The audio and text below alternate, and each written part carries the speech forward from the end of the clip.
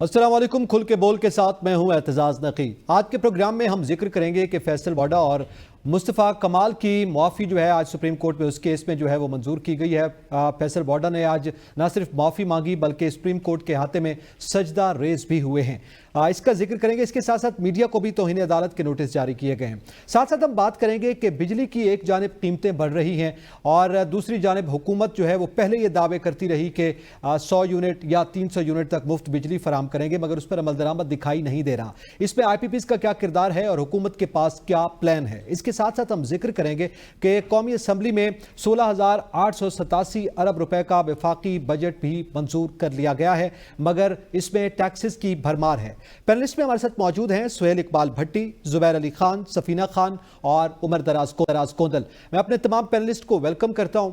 सबसे पहले तो मैं जुबैर आपसे जानना चाहता हूं कि फैसल वाडा ने आज सुप्रीम कोर्ट में माफ़ी मांगी, इस पर हम बात भी करेंगे, लेकिन इसके साथ साथ आज शाम को उन्होंने एक चैनल से, निजी चैनल से गुफ्तगू की जिसमें मखसूस नशिस्तों के केस के हवाले से उन्होंने फैसला भी सुना दिया कि क्या फैसला आने वाला है। तो आप क्या समझते हैं कि उनको पहले से क्या सब कुछ मालूम होता है? पहले भी वो इस तरह के दावे करते रहे, चाहे सियासी मामलात हो या अदालती मामला। देखिए ना कि सबसे पहले तो बात यह है कि सिस्टम के जो लाडले होते हैं, कानून उनके ऊपर जो है वो गिरफ्त नहीं रखता। और जिस मुल्क में आइन और कानून के मुताबिक अदालतें ना चलती हों तो वहां पर सिस्टम के लाडले इसी तरीके से बच निकलते हैं। बुनियादी तौर पर ये तौहीन अदालत का नोटिस जो फैसल वाडा साहब को जारी किया गया था, ये बज़ाहिर उस वक्त भी इससे जाहिर हो रहा था कि ये उनको बचाने के लिए है, और अब ये साबित हो रहा है कि बाकी तो उनको बचाया ही गया है, क्योंकि उन्होंने जस्टिस बाबर सत्तार के ऊपर तनकीद की थी। और अगर ये मामला इस्लामाबाद हाई कोर्ट के पास चला जाता और इस्लामाबाद हाई कोर्ट के जजेस इसकी केस की कार्रवाई करते तो फिर सेनेटर फैसल जो वाडा साहब है वो इतने आराम से, जिस तरीके से आज सुप्रीम कोर्ट ऑफ पाकिस्तान के रोस्टम पर खड़े होकर लेक्चर दे रहे थे और चीफ जस्टिस काजी फाइज की सरबराही में 3 रुकनी बेंच के सामने वो जिस तरीके से बयानबाजी कर रहे थे, वो बयानबाजी इस्लामाबाद हाई कोर्ट के सामने ना होती। लेकिन अनफॉर्चुनेटली उनको सिस्टम के लाडले के तौर पर प्रोटेक्ट किया जा रहा है। और जब यही फैसल वाडा थे जिन्होंने बल्ले के इंतखाबी निशान के फैसले से मुतालिक प्रेडिक्शन की थी, और उन्होंने कहा था कि इंतखाबात में बल्ले का इंतखाबी निशान नहीं होगा, और फिर उसी तरह ही हुआ। और वो खुद कहते हैं कि वो जो भी पेशगोई करते हैं वो सच साबित होती है। तो कोई उनके पास इल्हामी इल्म तो नहीं है, उनको खुदा न खास्ता कोई वही तो नहीं आती, उनको वही जो सिस्टम का स्क्रिप्ट राइटर्स हैं, वही स्क्रिप्ट राइटर्स उनके साथ मिले हुए हैं, और वही स्क्रिप्ट राइटर्स के हाथ में उनकी डोर है।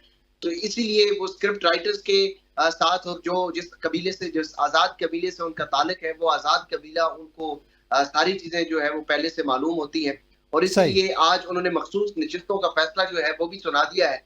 और एक तरह से उन्होंने कह दिया है कि सुन्नी इत्तेहाद कौंसिल और अपोजिशन की जो जमातें हैं उनको जो है सुबकी का सामना करना पड़ेगा, उनको सरप्राइज मिलेगा, उनको मायूसी मिलेगी।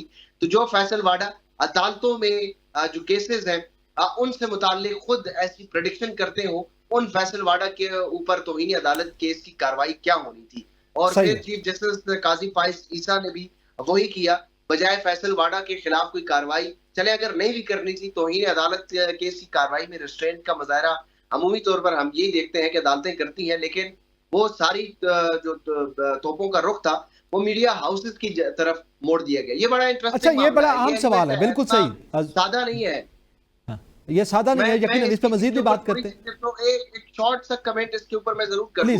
प्लीज। ये मामला इतना सादा नहीं है कि चीफ जस्टिस काजी फाइज ने ये सारा तोपों को रख मीडिया हाउसेस के ऊपर क्यों किया। इसके दो मकसद हैं। एक मकसद तो ये है कि जो चीफ कमिश्नर रावलपिंडी के इंकशाफात थे, जिसमें चीफ जस्टिस काजी फाइज से मुतालिक उन्होंने इल्जामात लगाए हैं, चीफ जस्टिस काजी फाइज बारहा उन इल्जामात की वजाहत कर चुके हैं, और पाकिस्तान की तारीख में पहली मरतबा ये हुआ है कि चीफ जस्टिस साहिब जो है वो खुद आकर मीडिया नुमाइंदान से बात कर रहे हो। वो उस दिन हमने देखा, और उसके पहले खुली अदालतों में भी हमने देखा कि कमिश्नर रावलपिंडी जो है उनको झूठा करार दिया जाता है। दूसरा जो बेन मकसद ये है वो ये है कि सुप्रीम कोर्ट ऑफ पाकिस्तान के जो इस वक्त सहाफी हैं, जो आजाद सहाफी हैं, जो बात कर रहे हैं, जो चीफ जस्टिस काजी फाइज ईसा के फैसलों के ऊपर तनकीद कर रहे हैं, जो उनके कंडक्ट के हवाले से, उनका माजी का कंडक्ट और उनका अभी का जो कंडक्ट है उसके हवाले से राज अफशा कर रहे हैं, उनको कंट्रोल करना है। अब मीडिया हाउसेस के मालिकान को बुलाकर बुनियादी तौर पर उन सहाफियों को ये पैगाम देना है कि मैं इनके जरिए अब मीडिया हाउसेस मालकान के जरिए उन सहाफियों को कंट्रोल करने की कोशिश की जाएगी, उन सहाफियों की आवाज को दबाया जाएगा जो इस वक्त सुप्रीम कोर्ट ऑफ पाकिस्तान में आइन की और कानून की जो खिलाफ वर्जियों से मुतालिक बात कर रहे हैं, बात कर रहे हैं, ठीक है, उनको वो अब रिपोर्ट्स एक के तरह हवाले से से भी ये जुबानबंदी की जाएगी। ठीक है, जबानबंदी की जा रही है। अच्छा, इसी में मैं सुहेल इकबाल आपसे जानना चाहता हूं कि फैसल वाडा हो, मुस्तफा कमाल हो, फैसल वाडा माफ़ी मांग लेते हैं, उनको माफ़ कर दिया जाता है, तौहीन अदालत का जो केस था वो भी ख़त्म हो गया ज़ाहिर इसी के साथ। लेकिन ये प्रेस कॉन्फ्रेंस जो है मीडिया ने क्यों चलाई? तौहीन अदालत का नोटिस मीडिया को जारी हो गया और प्राइवेट मीडिया को वैसे जारी हुआ है, हालांकि सरकारी टीवी चैनल पीटीवी ने भी ये प्रेस कॉन्फ्रेंस चलाई थी। ज़्यादा आपने दुरुस्त बात की आपने, लेकिन जाहिर सी बात है अदलिया है और सुप्रीम कोर्ट ऑफ पाकिस्तान है, वो जैसे कहते हैं उनकी डायरेक्शन और उनका हुक्म सर आंखों पे। लेकिन कोर्ट के अंदर डेफिनेटली जो पीबीए की तरफ से लॉयर पेश हुए थे, डेफिनेटली उनको इन पॉइंट्स को टेकअप करना चाहिए था। लेकिन उससे बढ़कर मामला ये है कि इससे पहले भी मुख्तलिफ औकात के अंदर ऐसे कुछ जो पोलिटिकल डिग्निटरीज हैं, ऐसे पोलिटिकल पर्सनैलिटीज हैं, आपको अंदाजा है कि मतलब प्राइवेट चैनल्स हों, ऐसी कोई बात नहीं थी। जैसे आज सवाल भी उठाया गया कि शायद इस प्रेस कॉन्फ्रेंस की वजह से कुछ शायद खतीर रेवेन्यू जमा हुआ हो, स्पेशल कोई एडवर्टाइजमेंट मिली हो, ऐसा मामला नहीं था। बुनियादी तौर के ऊपर जब भी कोई करंट इशू चल रहा होता है और उसके ऊपर कोई भी वोकल पर्सन बात कर रहा होता है, स्पेशली वो अगर पॉलिटिशियन हो, और ये मामला पहले से काफी अर्से से जारी था। आपको हम सबको अंदाजा है कि फैसल वाडा साहब मुख्तलिफ अंदाज में मुसलसल सवालात उठा रहे थे, मुसलसल वो बात कर रहे थे, और फिर जब वो मामला टॉक ऑफ द टाउन हो और इससे नेशनल लेवल पे अंडर डिस्कशन आ चुका हो, तो जब भी उसके ऊपर कोई प्रेस कॉन्फ्रेंस करेगा तो आपको अंदाजे के प्राइवेट सेक्टर के जितने मीडिया चैनल हैं, मीडिया हाउसेज हैं, ज़ाहिर है आपका व्यूअरशिप का मैटर भी है, और एक channel even state run TV वो उस मामले को दिखा रहा है, दीगर चैनल दिखा रहे हैं। फिर ये नहीं हो सकता कि बाकी चैनल उस वक्त ये सोचें कि क्या डिस्कशन हो रही है, क्या कंटेंट हो रहा है, और उस वक्त सबकी फोकस होता है कि बड़ी इंपॉर्टेंट मामला है, बड़ा हॉट इशू है, इसको दिखाना है। तो उसके अंदर कोई ऐसा प्राइवेट मीडिया हाउसेज की कोई ऐसी इंटेंशन नहीं थी कि इस प्रेस कॉन्फ्रेंस को दिखा के कोई उन्होंने ज्यादा रेवेन्यू हासिल करना है या उनको कोई पेड एडवर्टाइजमेंट थी, ऐसा कुछ मामला नहीं था। तो ये डे टू डे हमारे अफेयर्स के अंदर जब मामला क्रिटिकल सिनेरियो की तरफ जाती हैं तो ये एक प्रैक्टिस हमारी बन चुकी है कि उनको लाइव कवरेज दी जाती है। लेकिन आप डेफिनेटली वो मोहतात होंगे आने वाले दिनों में, और उसके साथ साथ जो पैमरा का कोड ऑफ कंडक्ट है उसको भी डेफिनेटली मलहूज़ खातिर रखना चाहिए। और आने वाले बहुत सी जगहों पे चीजें कुछ सम टाइम ओवरलुक होती रही, लेकिन वक्त के साथ जब हायर जुडिशरी ने उनको पॉइंट आउट किया तो फिर उन चीजों पे इम्प्लीमेंट हुआ। जैसे माजी के अंदर जब लाइव ट्रांसमिशन होती थी तो उसके अंदर डिले फैक्टर नहीं था, उसमें भी बहुत से इश्यूज बने। फिर जब अदालतों की तरफ से कुछ ऑब्जर्वेशंस ऐसी आई तब तकरीबन तमाम मीडिया हाउसेस के अंदर delay time delay factor install है और उसको फॉलो किया जाता है कि ताकि कोई पॉइंट या कोई ऐसी किसी गेस्ट की गुफ्तगू जो ऐसी हो नामुनासिब हो वो ऑन एयर ना हो सके। तो इस मामले के अंदर भी अब डायरेक्शन आएगी तो उसको डेफिनेटली सब फॉलो करेंगे। लेकिन बुनियादी मामला तो ये था कि जिस पॉइंट के ऊपर सेनेटर फैसल वाडा, मुस्तफा कमाल साहब जिस इशू को हाईलाइट कर रहे थे, उस मसले का हल क्या होता है, जो उनके तहफ़्फ़ुज़ात थे वो किस तरह अंदाज से हल होते हैं, क्या वो एड्रेस हो पाते हैं इस मामले को इतना पीक हाइप मिलने के बाद या नहीं, ये एक बुनियादी सवाल है। लेकिन आपकी बात बजा है, अगरचे कि वो दोनों तो क्लियर हो चुके, लेकिन मीडिया ने तो अभी इस मामले पे भी अपना जवाब देने हैं और इसके ऊपर हेयरिंग मजीद होनी है। मजीद होनी है। अच्छा, इसी पे अब मैं सफीना आपसे जानना चाहता हूँ। एक तो सफीना, सबसे पहले हम आपको क्रेडिट भी देंगे, आपने इसी शो में कुछ रोज़ कबल ये प्रिडिक्ट कर दिया था, हम ये कहें, या आपके पास इंफॉर्मेशन थी, वो आप ही क्लियर करेंगे कि आपने बताया था कि फैसल वाडा जो है उनको माफ़ी मिल सकती है और इस अदालत से आपको ये लगता था कि उनको रिलीफ मिलेगा, और आज हमने देखा कि रिलीफ मिला है, उनको माफ़ी मिल गई है। इसके साथ साथ आप ये मीडिया की जानिब अब चूंकि तोपों का रुख हो गया, और जैसे अभी बात की है, सिर्फ ये नहीं कि नोटिस जारी हुआ है बल्कि उनसे उनके रेवेन्यू की तफसीलात मांगी गई हैं कि कितना पैसा बनाया गया है। ये कितनी हद तक मुनासिब इकदाम आप देख रहे हैं? मैं यहाँ पर कुछ चीजें क्लियर करना चाहती हूँ। देखिए, फैसल वाबड़ा जैसे लोग हर पॉलिटिकल पार्टी के पास बहुत ही क्या कहते हैं, मुफीद आमद होते हैं, क्योंकि ऐसे लोगों को स्टोरीज फीड की जाती हैं ताकि वो आकर बोल्ड तरीके से वो बयानियां, वो स्टेटमेंट जो पॉलिटिकल पार्टी या हमारी एस्टैब्लिशमेंट फैलाना चाहती है वो बड़ा बोल्डली आकर फैला देते हैं, क्योंकि इन लोगों को डर नहीं होता, ये किसी पॉलिटिकली इन्फ्लुएंस में नहीं होते हैं, तो इसीलिए ऐसे लोग यूज किए जाते हैं। जितना मेरा सहाफत के अंदर मैंने पर्सनली ऑब्जर्व किया है, जब पॉलिटिकल पार्टीज को कोई बयानिया चलाना होता है या जो वो प्लान कर रहे होते हैं, वो एक जाने पहचाने अपने सहाफियों तक पहुंचा देते हैं। वो सहाफी फिर मीडिया पर बैठ के वो नैरेटिव, वो प्रेडिक्शंस करना शुरू कर देते हैं। मेरे पास भी माजी में बहुत सारी ऐसी स्टोरीज आती रही हैं, लेकिन मैं उसको ख्वाहिश के तौर पे ही हमेशा स्टोरी ब्रेक की है। लेकिन क्योंकि मैंने फैसल वाबड़ा के मुतालिक इसलिए पहले ही कह दिया था क्योंकि फैसल वाबड़ा भी हुकूमती थे और हमारे जो अदालतें हैं वो भी हुकूमती हैं, तो उस बिहाफ पे मैंने कहा था कि ये मामला आगे नहीं ले जाया जाएगा। म्यूचुअल अंडरस्टैंडिंग के साथ फैसल वाबड़ा भी बड़े खुले दिल के साथ माफी मांगेंगे, बल्कि उन्होंने माफी नहीं मांगी, नाक से लाइनें निकालते हुए सजदा भी किया है।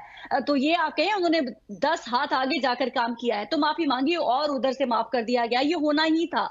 दूसरी बात ये जो कहा जा रहा है कि शायद वो जो हमारे जस्टिस बाबर स्टार है, वो नहीं, मेरे सोर्सेज ने जो मेरे तक, अब मैं आपको खबर देती हूं, उन्होंने कहा था कि बजाय इससे कि हम तक ये मामला आए, चीफ जस्टिस तक ये मामला पहुंचा दिया जाए, फैसल वाबड़ा माफी मांग लें और हाँ, वो माफ कर दें ताकि ये मामला आगे ना जाए। तो ये जो लोग ये ख्वाहिश रख रहे हैं कि शायद बाबर स्टार साहब के पास जाता तो वो नया उलट देते, वो फैसल वाबड़ा को सजा दे देते, ऐसा कुछ नहीं होना था। तो ये हमारी जुडिशरी ने भी अपना फेस सेविंग करते हुए उनको भी फेस सेविंग दी है और खुद भी फेस सेविंग की है। रही बात के मीडिया हाउसेस के बारे में, देखिए, बीइंग अ सहाफी और मीडिया हाउसेस कुछ एथिक्स को फॉलो करना चाहिए। कुछ चीजें, जैसे मेरे जैसा ही अगर कोई शख्स बैठा हुआ अपने जोशे खदाबत में अगर कुछ बोल रहा है तो उसको बीप करना बहुत ज्यादा जरूरी है। जैसे मस्ती खेल साहब ने एक पार्लियामेंट के अंदर एक बात बोल दी जो कि बहुत ही नाजेबा थी, उसके बाद मस्ती खेल के ये किसी ने नहीं बताया कि वो पार्लियामेंट में फिर दोबारा माफी तलाफी भी मांगते रहे,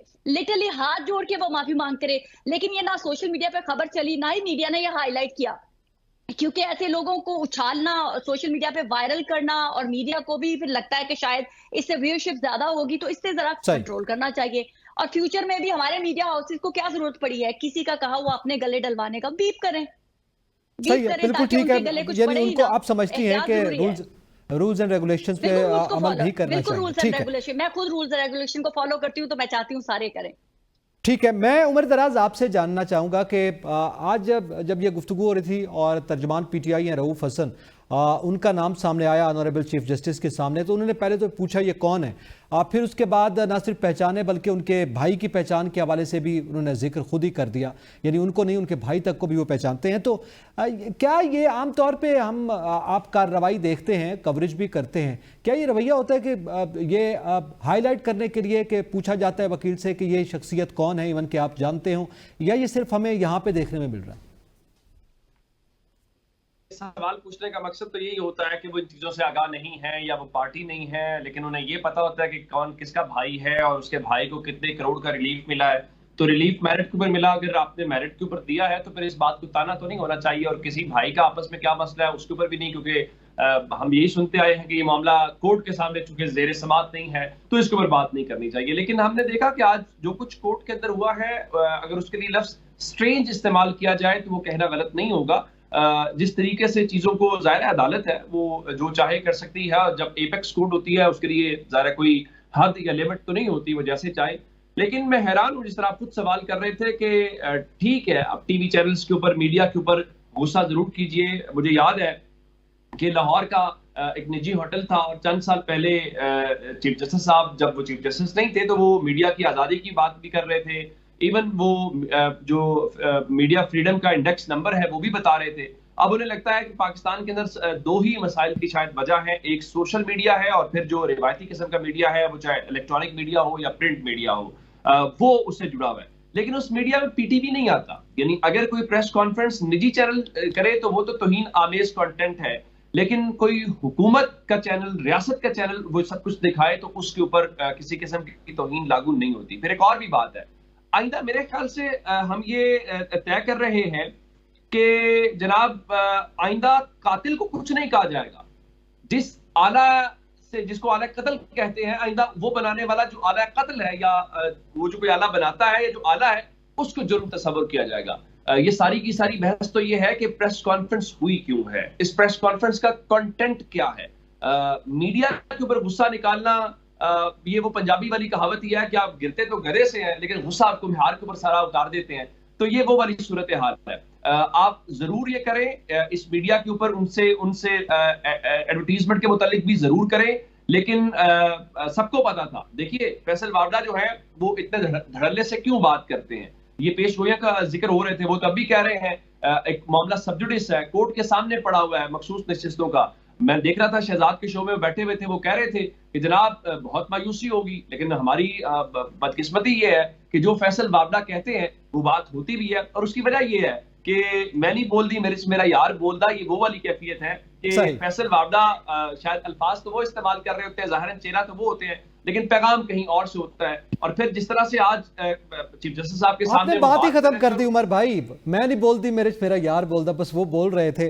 ये आपने यकीनन ये एक पैगाम इसी एक दरिया को कूजे में बंद कर दिया है। लेकिन मैं अब जुबैर साहब आपसे जानना चाहूँगा कि जाहिर है मीडिया जो है वो कवरेज कर रहा हो, तो कोई सेनेटर हो, कोई सियासतदान हो, कोई वकील हो, उसकी ज़ाहिर लाइव कवरेज हो रही होती है, वो प्रेस कॉन्फ्रेंस कर रहा है, तो प्रेस कॉन्फ्रेंस का मकसद ये होता है कि वो प्रेस से बात कर रहा है, उसको लाइव कवरेज भी मिलती है, किसी को ज़्यादा किसी को कम सही। लेकिन उनको माफ़ कर दिया जाए और मीडिया को नोटिस सर्व हो जाएं और फिर उसमें सरकारी मीडिया ना हो, ये ओवरऑल हमने बात की है। अब आप क्या समझते हैं, बुनियादी तौर पर मकसद यही है कि मीडिया का गला घोंटा जाए आप और सूरत हाल को इस जानिब ले जाया जाए कि आइंदा मीडिया जो है वो इस किस्म की प्रेस कॉन्फ्रेंसेस ना दिखाए, और जो तौहीन जिस शख्स ने की है, जिसने प्रेस कॉन्फ्रेंस की, उसकी बजाय मीडिया पे डाल दें, यानी प्रेशर टैक्टिक्स आप समझते हैं इसको?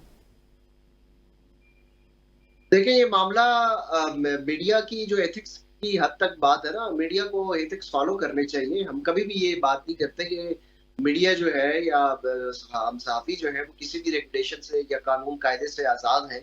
हमारे ऊपर भी जो मुल्क के कवानीन हैं वो लागू होते हैं और उनको फॉलो भी किया जाना चाहिए, फॉलो किसी हद तक किया भी जाता है।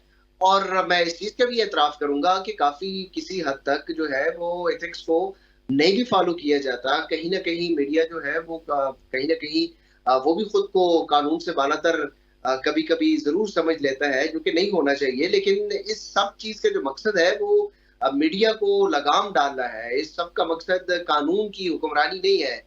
पैमरा एक इदारा ऑलरेडी मौजूद है, अगर किसी चैनल ने पैमरा की कवानीन की खिलाफ वर्जी की है तो पैमरा उसको नोटिस भेज सकता है। ये प्रेस कॉन्फ्रेंस से रेवेन्यू कितना कमाया गया है, ये पाकिस्तान में इलेक्ट्रॉनिक मीडिया का ये मॉडल ही नहीं है कि प्रेस कॉन्फ्रेंस से कोई रेवेन्यू कमाया जाता हो। शायद या तो मोहतरम सुप्रीम कोर्ट ऑफ पाकिस्तान के जो जजेस हैं उनको इस चीज का इदराक नहीं है, या इदराक है तो उनका मकसद कुछ हो रहा है। मुझे तो इस सारी सूरत हाल में ये लग रहा है कि जो गुज़िश्ता 2 सालों से जो मीडिया की हालत है, उसके बाद भी अगर किसी को, इस इलेक्ट्रॉनिक मीडिया की भी बात कर रहा हूँ, इस इलेक्ट्रॉनिक मीडिया से अगर कोई शिकायत है तो फिर मामला इलेक्ट्रॉनिक मीडिया का नहीं है, फिर मामला ये है कि उनको अपने गिरबान में देखना चाहिए, उनको अपना आईना देखना चाहिए, उनको वो सूरत हाल ठीक करना चाहिए। अगर इस मुल्क में निज़ाम इंसाफ दुरुस्त हो जाता, इस मुल्क में अगर निज़ाम अदल बेहतर हो जाता, इस मुल्क में अगर आईन और कानून की बालादस्ती होती, इस मुल्क की अदलिया जो है वो कानून के मुताबिक अगर फैसले करने लग जाए,